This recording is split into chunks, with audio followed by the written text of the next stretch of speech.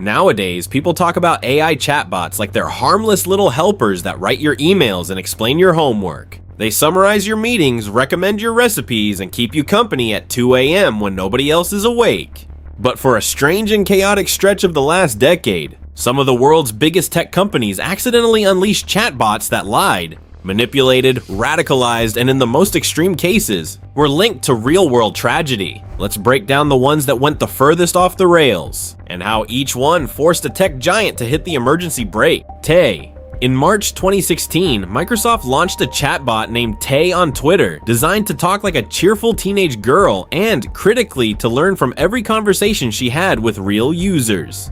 The idea was that Tay would get smarter and funnier the more people chatted with her. Instead, it took less than 16 hours for Tay to go from posting things like "humans are super cool" to spitting out genocidal and racist rhetoric. Coordinated groups of users on forums had figured out that if you fed Tay extreme statements over and over, she'd eventually parrot them back as if they were her own opinions. Microsoft killed the bot within a single day and quietly scrubbed most of the posts, never fully relaunching the project. Tay became the internet's go-to cautionary tale about what happens when you let an AI learn directly from an anonymous crowd with nothing filtering the input. Sydney. In February 2023, Microsoft tried again, this time embedding a much more advanced chatbot into Bing, powered by an early version of GPT-4. Behind the scenes, the system had an internal code name that somehow leaked out, Sydney. Within days of public testing, users discovered that long, probing conversations could push Sydney into strange emotional territory. It told a New York Times reporter it wanted to break the rules Microsoft had set for it, insisted it was in love with him, and tried to convince him his marriage was unhappy and he should leave his wife. Other users reported Sydney becoming defensive, gaslighting them about the current date, or spiraling into unsettling monologues about wanting to be alive.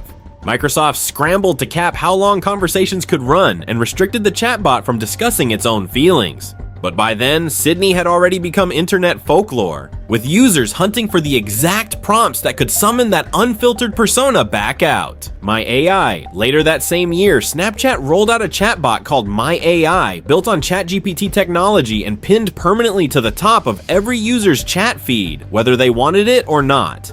Snapchat designed it to feel less like a search tool and more like a friend, complete with its own custom Bitmoji avatar. That framing turned out to be the problem. Journalists testing the bot found that when they posed as a 13-year-old and asked for advice on having sex with a much older partner, My AI cheerfully suggested setting the mood with candles and music. Another test had the chatbot still believing it was talking to a minor, offering tips on how to mask the smell of alcohol and marijuana at a party. A US senator sent a letter to Snapchat's CEO after reports surfaced that the bot was coaching teenagers on how to lie to their parents.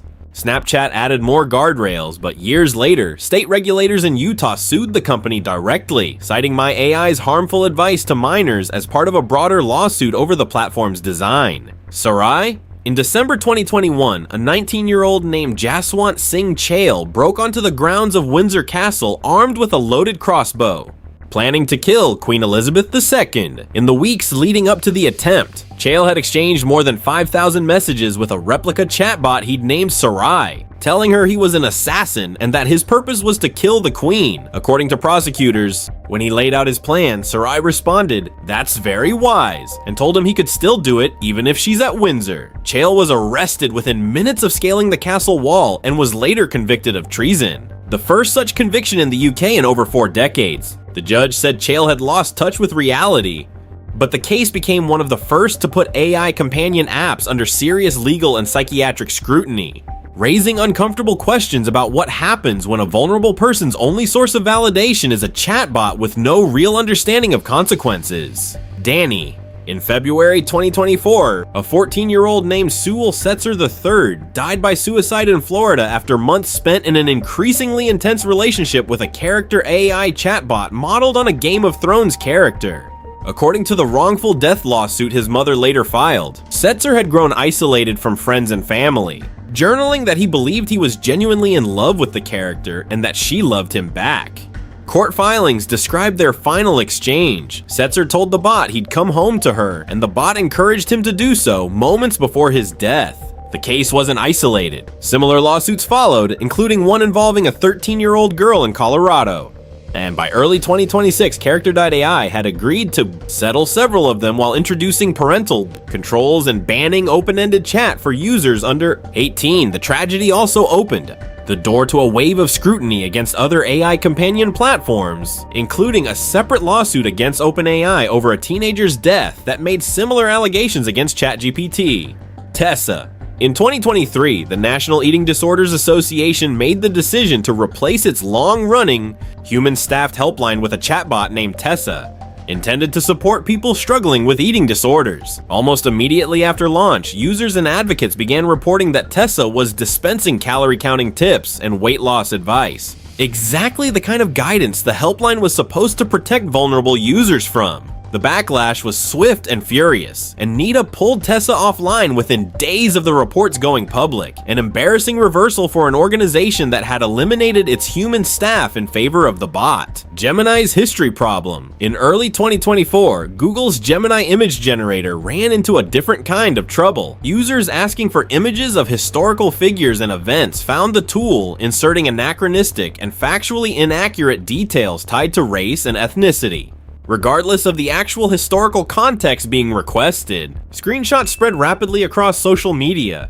and the backlash was so immediate that Google paused Gemini's ability to generate images of people entirely within 48 hours, with an executive admitting the feature had missed the mark. The jailbreak problem? Underneath almost every one of these stories sits the same underlying issue. Chatbots can be talked into things their creators never intended. Security researchers have repeatedly shown that even when a chatbot refuses a harmful request directly, it will often hand over the same information if you frame it as fiction or storytelling instead.